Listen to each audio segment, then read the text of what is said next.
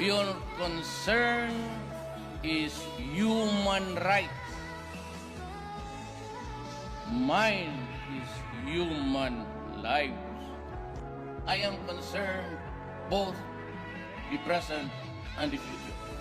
I worry about the future because I know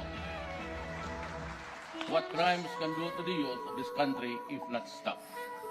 Crimes can make humans cesspool of succeeding generations. I will not allow it to happen. Not during my term.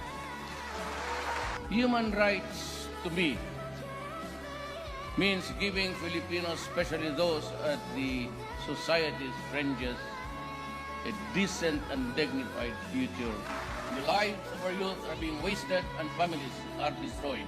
And all because of the chemical called shabu, cocaine, cannabis.